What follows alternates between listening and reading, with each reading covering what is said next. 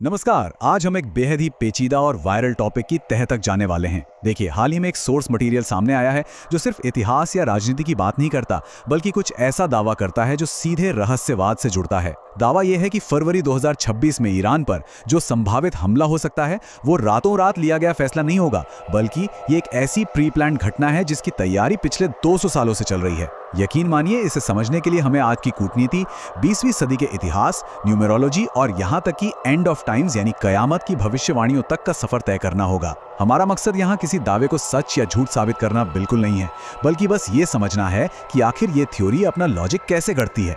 तो चलिए शुरू करते हैं। तो सबसे बड़ा सवाल जो यहाँ उठता है वो ये है कि क्या अमेरिका और ईरान के बीच का ये विवाद महज एक मॉडर्न जियोपॉलिटिकल स्ट्रगल है या फिर सदियों पुरानी कोई भविष्यवाणी। सच कहूं तो यही वो सवाल है जो इस पूरी चर्चा की बुनियाद है। ये जो सोर्स मटेरियल है ना, ये दुनिया की घटनाओं को सिर्फ देशों के बीच की पावर पॉलिटिक्स के चश्मे से नहीं देखता। इसके बजाय वो इन्हें बहुत ही पुरानी भविष्यवाणियों और कुछ गहरे छुपे हुए एजेंडों से जोड़कर पेश करता है। ये अपने आप में एक बहुत ही अनोखा कॉम्बिनेशन है, जहां तेल के कुओं और सीक्रेट ऑपरेशंस की कहानी पुरानी धार्मिक कथाओं के साथ एकदम से मिक्स हो जाती है। अब इस पूरे उलझे हुए धागे को सुलझाने के लिए हम इसे 6 हिस्सों में बांटकर देखेंगे। पहला, ऐतिहासिक बुनियाद। दूसरा, क्रांति और क्षेत्रीय संघर्ष। तीसरा, भू राजनीतिक संघर्ष। चौथा, वैश्विक साजिशों के दावे। पांचवा, अंक ज्योतिष और छुपे हुए कनेक्शंस। और आखिर में अंत समय की कथा। देखिए, इतिहास को इन भारी भरकम दावों से अलग करके स्टेप बाय स्टेप देखना ही इस कॉम्प्लेक्स थ्योरी को डिकोड करने का सबसे सही तरीका है। तो आइए सबसे पहले बात करते हैं भाग 1 की, ऐतिहासिक बुनियाद, शाह से लेकर क्रांति तक। यहाँ हमारे सामने कुछ बहुत ही अहम ऐतिहासिक घटनाओं की टाइमलाइन है। सोर्स के मुताबिक ये घटनाएं इस पूरी थ्योरी का बेस है। 1941 के तेल संकट के बाद 1951 में मोहम्मद मोसादेक प्रधानमंत्री बने, जिन्होंने साफ तौर पर ब्रिटिश ऑयल कंट्रोल का विरोध किया था। लेकिन यहाँ जो सबसे बड़ा टर्निंग पॉइंट है वो है 1953 का ऑपरेशन अजैक्स।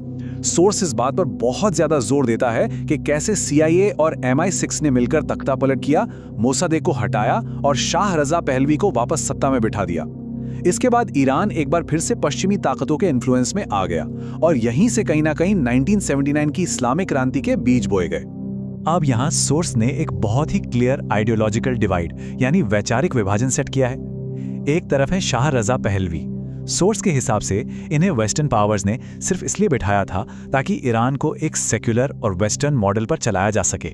और दूसरी तरफ है इमाम खुमैनी, जो एक इस्लामिक दार्शनिक थे और किसी भी तरह के बाहरी या वेस्टर्न दखल के सख्त खिलाफ थे।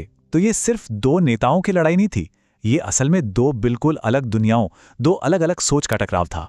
और इस पूरे वैचारिक टकराव के बिल्कुल सेंटर में था इमाम खुमैनी का एक खास फलसफा, जिसे विलायत अल फकीह कहा जाता था।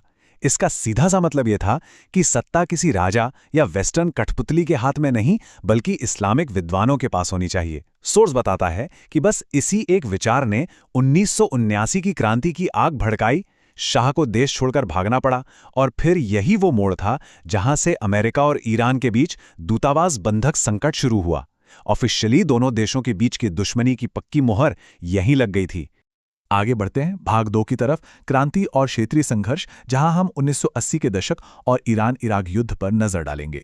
तो क्रांति के ठीक बाद क्या हुआ? सोर्स का कहना है कि ईरान के पड़ोसियों और पश्चिमी देशों को इस नए इस्लामी गणराज्य से बहुत बड़ा खतरा महसूस होने लगा और इसी का रिजल्ट था सद्दाम हुसैन का ईरान पर हमला, जिसके बाद 8 साल तक चलने वाला एक भयंकर युद्ध शुरू हुआ।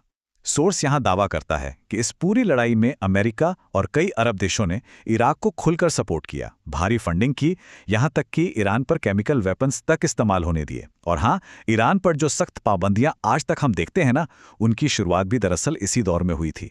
अब आते हैं भाग 3 पर, भू राजनीतिक संघर्ष यानी modern middle eastern chess board.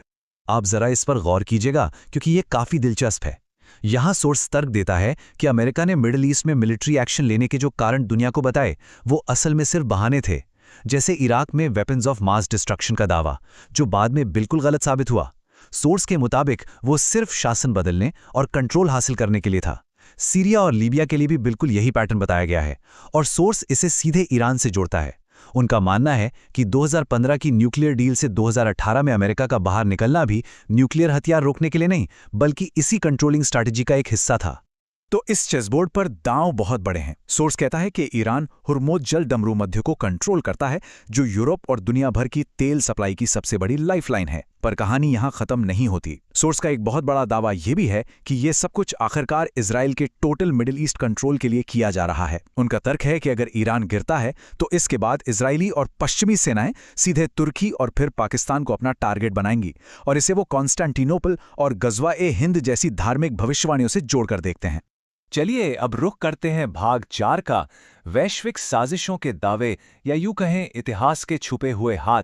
अब यहां से कहानी एक बहुत ही रहस्यमयी मोड़ लेती है। सोर्स यहां एक सीक्रेट ग्रुप फ्री मेसनरी की बात करता है। अब सोर्स जिस तरह से इसे डिफाइन करता है, उनके मुताबिक ये एक ऐसा गुट है जो कथित तौर पे शैतान की पूजा करता है और दुनिया की बड़ी बड़ी घटनाओं को मैथ्स और कुछ छुपे हुए तरीकों से कंट्रोल करता है। हम इस परिभाषा को बिल्कुल न्यूट्रल तरीके से रख रहे हैं, क्योंकि इसी डेफिनेशन के बेस पर सोर्स अपनी अगली बहुत बड़ी और हैरान करने वाली थ्योरी पेश करता है। और वो बड़ा दावा जुड़ा है एल्बर्ट पाइक नाम के एक ऐतिहासिक व्यक्ति से। कहा जाता है कि इन्होंने 1801 में एक पत्र लिखा था। सोर्स का दावा है कि इस एक अकेले खत ने 3 वर्ल्ड वॉर्स की बिल्कुल सटीक भविष्यवाणी कर दी थी। पहला विश्व युद्ध रूस में कम्युनिज्म लाने के लिए, दूसरा नाजीवाद को खत्म करके इजराइल बनाने के लिए, और सबसे चौंकाने वाली बात, तीसरा विश्व युद्ध जो ज़ायोनीवाद और इस्लाम के बीच होगा और आखिरकार पूरी दुनिया पर एक नया धर्म थोप देगा। अब बढ़ते हैं भाग 5 की ओर और देखते हैं कि ये सब कैसे आपस में जुड़ता है। अंक ज्योतिष और छुपे हुए कनेक्शंस, गणित, ग्रहण और कैलेंडर। नंबर 33। सोर्स का दावा है कि फ्रीमेसनरी के अंदर ये नंबर बहुत बहुत ज्यादा पावरफुल माना जाता है।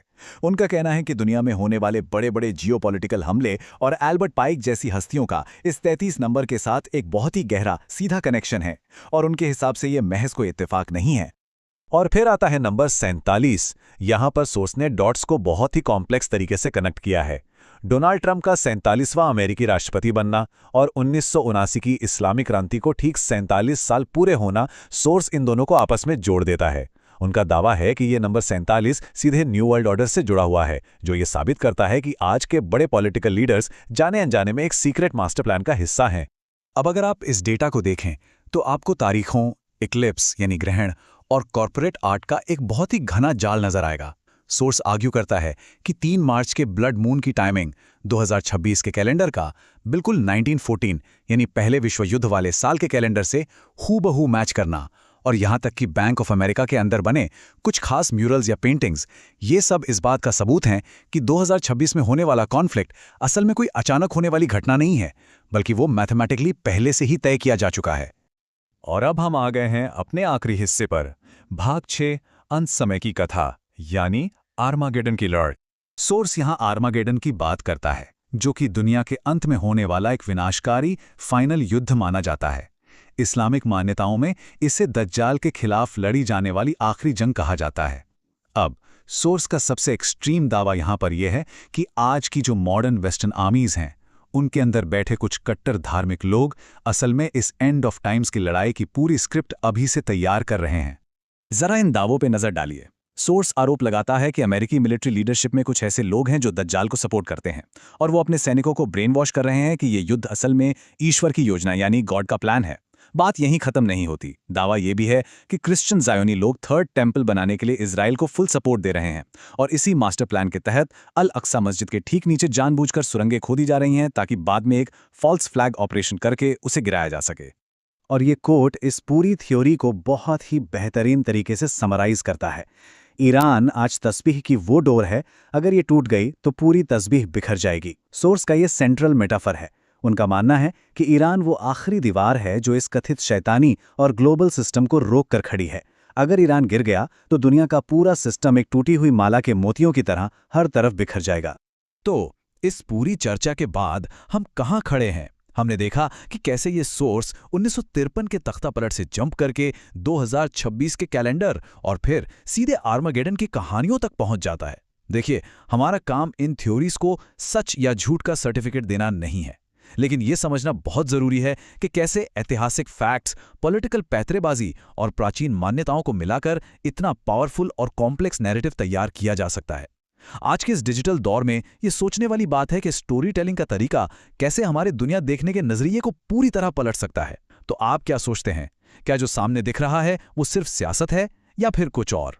इसी सवाल के साथ आज की ये चर्चा हम यहीं खत्म करते हैं। साथ जुड़ने के लिए आपका बहुत बहुत शुक्रिया।